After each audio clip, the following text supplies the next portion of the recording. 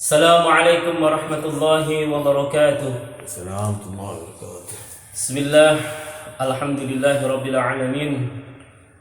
Wassalatu wassalamu ala rasulillah wa ala alihi wa ashabihi wa mawalah. Amma ba'du. Syukur alhamdulillah, segala puji bagi Allah senantiasa yang patut kita puji, dan tidak ada yang dipuji melainkan Allah subhanahu wa ta'ala atas limpahan rahmat, taufik, hidayah. Mudah-mudahan kita selalu senantiasa diberikan kesehatan, diberikan panjang umur, diberikan rezeki yang halal, berkah, manfaat, dan senantiasa beristiqomah untuk melakukan hal-hal kebaikan dan memperbaiki amal ibadah kita dengan cara mengkaji ilmu fikih. Jamaah yang dimanapun berada, mari kita sama-sama membaca suratul Fatihah yang kita hadiahkan kepada musannif pengarang kitab. Mudah-mudahan diberikan keberkahan ilmu yang manfaat. Amin ya rabbal alamin. Al-Fatihah. Bismillahirrahmanirrahim. Alhamdulillahirabbil alamin arrahmanir rahim maliki yaumiddin iyyaka na'budu wa iyyaka nasta'in ihdinas siratal mustaqim siratal ladzina an'amta 'alaihim ghairil maghdubi 'alaihim waladdallin. Amin. Ya, kita lanjutkan kajian kitab Safinatun Najah yang kemarin membahas tentang masalah sebab-sebab diperbolehkannya tayamum, yaitu ada 3. Karena 1, tidak adanya air, kemudian kedua yaitu sakit, yang mana ukuran sakit ini semakin parah ketika terkena air, dan yang ketiga adalah butuhnya air karena hewan yang dimuliakan. Kemudian kita lanjutkan yaitu fasal selanjutnya, faslun ay hadza faslun syurutut tayammumi asyaratun ay yakuna biturabin wa ay yakuna at-turabu tahiran wa alla yakuna musta'malan wa alla yukhallituhu daqiqun wa nahwihi wa ay yaqsidahu wa ay yasma'a wa ay yamsaha wajhahu wa yadayhi bi darbataini wa ay yanzila najasatan awalan wa istahida fil qiblati qablahu wa yakuna tayammuma ba'da dukhulil waqti wa ayatamama likulli fardhin. Pasal ini menjelaskan tentang, atau bab ini membahas tentang masalah syarat-syarat tayamum. Syarat-syarat tayamum yaitu ada 10 asyaratun. Ya, kemarin yaitu sebab-sebab diperbolehkannya tayamum, yaitu ada 3. Kemudian kita membahas tentang masalah syarat-syarat tayamum. Syarat tayamum yaitu ada 10. Yang pertama yaitu ayyakuna biturabin, harus menggunakan debu, yaitu debu yang bagaimana? Khalisin, yaitu murni, tidak boleh dicampuri suatu apapun. Jadi syarat yang pertama, kalau kita bertayamum harus menggunakan debu atau tanah, ya, mencari tanah yang murni atau debu yang murni. Debu kan tanah, ya, debu yang murni, tidak boleh dicampuri dengan suatu apapun. Kemudian syarat yang kedua adalah wa ayyakuna at-turabu tahiran, debunya harus suci, tidak boleh terkena najis. Ya, syarat yang kedua ini harus debu yang kita buat tayamum harus suci, tidak boleh terkena najis, sebagaimana Allah Ta'ala berfirman, fatayyamamu sha'idan thayyiba, jika kalian bertayamum, tayamumlah dengan debu yang bersih, suci, ya, tidak boleh terkena najis. Ya, misalnya habis misalnya kita ambil debu dari tanah itu dikencingi orang atau terkena najis, ya, kena kencingnya anak-anak atau siapa, maka ini tidak boleh, ini namanya tercampuri najis. Tidak boleh debu. Syarat yang kedua yaitu debunya harus suci. Yang nomor 3 adalah wa alla yakuna musta'malan, debu yang kita buat untuk bertayamum tidak boleh mustakmal. Mustakmal itu artinya debu yang sudah dipakai, ya. Debu yang sudah dipakai maka tidak boleh dibuat untuk bertayamum, ya. Misalnya kita habis mengusap, ya, mengusap muka kita, kemudian ditadah, kemudian dipakai lagi, ini namanya mustakmal, maka tidak boleh dibuat untuk bertayamum, ya. Ketika ambil tayamum, kita tempelkan ke tembok atau tempat yang kita buat cari tanah tadi yang suci, kemudian kita tempelkan. Setelah tempel dipindah lagi. Maka tidak boleh habis dipakai misalnya kayak gini kemudian dipakai lagi kayak gini. Itu juga termasuk. Begitu juga debunya pun habis, maka ini juga ada mustakmal. Jadi ketika habis mengusap muka, ketika ditadah, maka jatuhnya atau rontoknya debu yang habis dipakai mengusap muka ketika ditadah itu namanya debu mustakmal, maka tidak boleh dipakai lagi. Jadi debunya harus setelah dipakai sudah tidak ketika jatuh maka tidak boleh ditadah lagi, karena syarat yang ketiga yaitu debunya tidak boleh debu yang mustakmal. Mustakmal yaitu artinya debu yang sudah dipakai. Kemudian warabi'u, syarat yang keempat adalah alla yukhallituhu daqiqun wa nahwihi. Debunya tidak boleh dicampuri dengan tepung atau terigu atau semacam debedak, atau dicampuri dengan kazaforin seperti minyak, ya. Jadi memang yang syarat yang keempat ini harus debunya seperti yang pertama, murni, tidak boleh dicampuri dengan pasir, tidak boleh dicampuri dengan tepung, tidak boleh dicampuri dengan minyak, ya, minyak wangi yang buat sholat kita, ya, tidak boleh. Karena apa? Syarat yang keempat ini adalah memang debunya harus tidak boleh dicampuri dengan tepung atau semacamnya. Misalnya habis cari debu kemudian dikasih minyak, ini tidak boleh. Karena apa? Tercampuri dengan sesuatu. Sesuatu ini bisa dengan tepung, bisa juga dengan bedak, maka tidak boleh. Yaitu harus murni, kholisin, murni, yaitu murni dengan debu, tidak boleh dicampuri dengan sesuatu apapun, baik itu berupa bedak maupun pasir maupun tepung dan sejenisnya, atau seperti halnya minyak wangi. Kemudian syarat yang kelima adalah wa ayyaqsidahu. Syarat tayamum yang kelima yaitu harus ada unsur penyengajaan untuk memindah debu, yaitu mengusap ke anggota tubuh yang kita usap seperti muka dan tangan. Harus ada unsur menyengaja.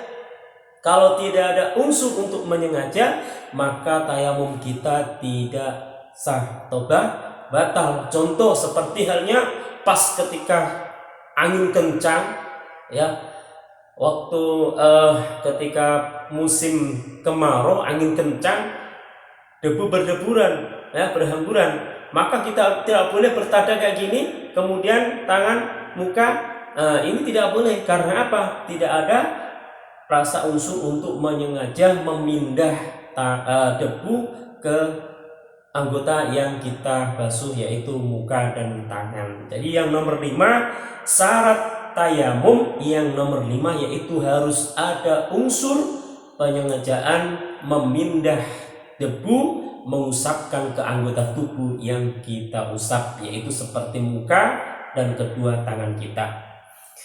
Kemudian syarat yang ke-6, wa ayyam sahawajahu yadaihi bidharbataini, mengusap muka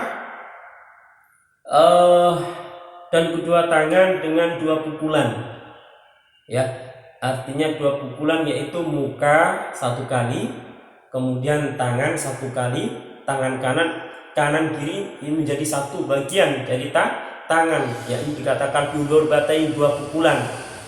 Maka tidak boleh mengusap satu kali, walaupun itu memungkinkan seperti ini, ya langsung diusap muka sama tangan langsung kayak gini, ini tidak boleh.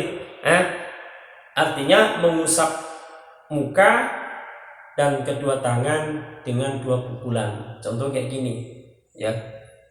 Misalnya kita mengambil debu, kita tempelkan, kemudian usap muka kita, ya. Setelah mengambil debu, maka ini tempelkan yang ujung sini tempelkan di sini, tumbuhnya rambut kecil. Nah, kemudian tangan yang jempol kanan kiri jangan disentuhkan dulu, karena tujuannya untuk mengusap paling ini ronggang ini. Nah, sini prakteknya ini.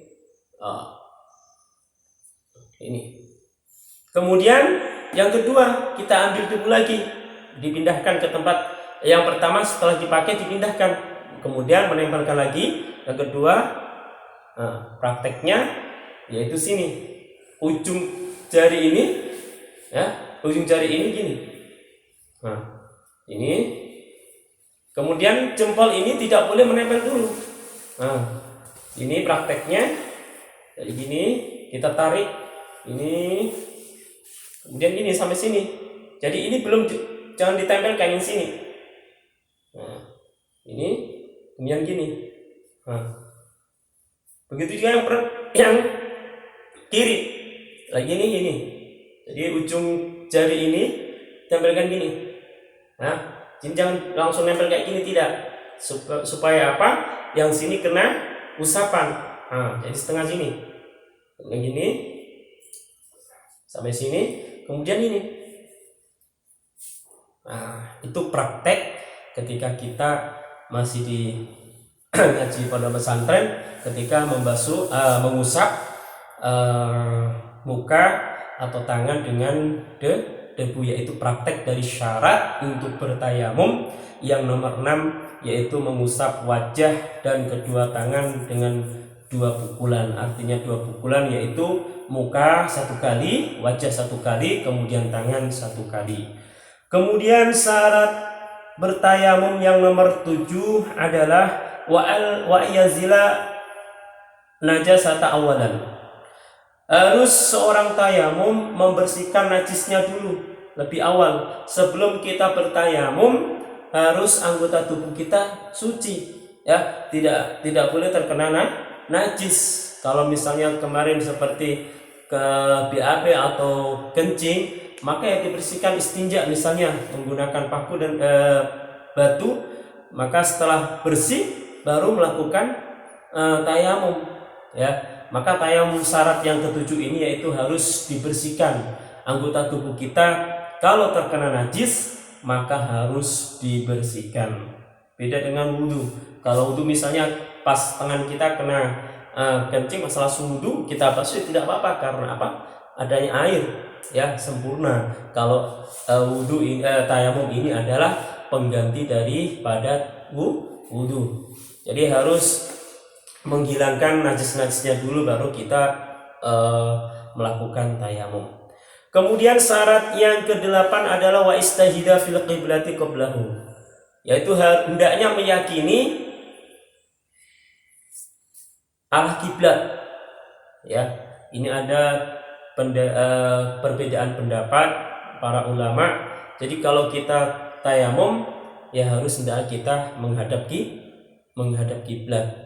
Nah, ini ada perbedaan ulama. Misalnya kalau orang itu lagi tidak tahu arah kiblat yang mana, maka ya hendaknya meyakini saja kita bertayamum menghadap kiblat. Maka salah satunya ini adalah sebagaimana yaitu perbedaan ulama, yaitu di dalam kitab Minhajul Qawim Ibnu Hajar, dan sebagaimana pendapatnya Imam Asy-Syafi'i.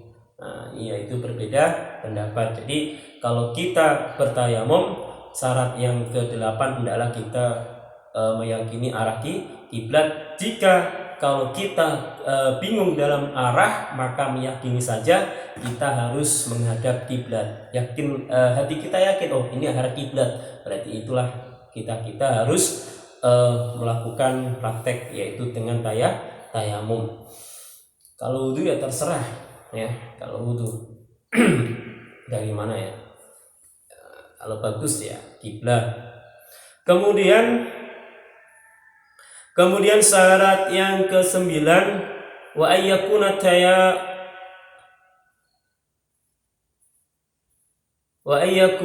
tayammuma ba'da dukhulil waqti. Hendaklah bagi seorang yang tayamum yaitu setelah masuknya waktu. Nah, setelah masuknya waktu, beda dengan wudu. Wudu misalnya sholat zuhur jam 12, kita wudu jam 11, tidak apa-apa, yang penting tidak batal. Ya, tapi kalau tayamum setelah masuknya sholat, maka kita diperbolehkan untuk melakukan tayamum ketika sudah masuknya sholat atau masuknya waktu untuk mengerjakan ibadah, maka barulah kita diperbolehkan untuk melakukan ibadah tayamum. Jadi sifatnya beda dengan wudu. Yang namanya pengganti itu tidak seperti halnya yang pertama ya, seperti wudu itu bisa langsung terserah ya, 5 waktu bisa juga, asal tidak batal wudunya. Tapi kalau tayamum ini dikerjakan setelah masuknya waktu. Kemudian syarat yang terakhir adalah wa ayyatayammama likulli fardin. Tayamum hanya digunakan satu fardu, tidak boleh digunakan 5 fardu ya. Misalnya sholat zuhur ya sholat zuhur saja, sholat zuhur sekalian dengan sholat sunnahnya ya, ba'diyah maupun qobliyah. Maka tidak boleh tayamum digunakan dengan sholat zuhur, sholat asar, sholat maghrib. Nah, ini seperti tadi yang saya sampaikan, tayamum itu adalah hanya digunakan untuk satu fardu. Jadi beda dengan wudu. Kalau wudu asal kita tidak batal ya boleh saja, tapi kalau batal ya harus mengulang wudunya. Tapi kalau tayamum syarat yang ke-10 yaitu harus digunakan hanya untuk satu fardu, tidak boleh digunakan 2 fardu kecuali sunnah ya. Habis kita masuk masjid, tahiyatul masjid, kemudian sholat zuhur, kemudian sholat sunnah qobliyah, kemudian sholat ba'diyah, maka ini adalah satu fardu. Tapi kalau disambung sampai menahan tidak batal, maka ini tidak boleh, karena syarat yang ke-10 tayamum ini hanya untuk satu fardu saja, beda dengan wudu kita. Itulah syarat-syarat tayamum. Mudah-mudahan kalau kita dalam keadaan darurat seperti tersebut, maka kita boleh menggunakan dengan pengganti dari wudu yaitu tayamum. Maka tidak ada alasan seseorang untuk meninggalkan sholatnya. Jadi ada rukhsah, yaitu kemurahan dari Allah Subhanahu wa taala untuk agar kita selalu menjaga sholat kita dalam keadaan apapun seperti hal ini, yaitu dengan syarat-syarat tayamum, sebab-sebab tayamum. Karena tayamum ini adalah sebagai pengganti wudu, yaitu alatnya pun bukan alat untuk bersucinya pun bukan dari air, yaitu dengan debu yang suci dan seterusnya. Itulah insyaallah kita lanjutkan kajiannya kitab Safinah yang insyaallah yang akan datang. Assalamualaikum warahmatullahi wabarakatuh. Waalaikumsalam warahmatullahi wabarakatuh.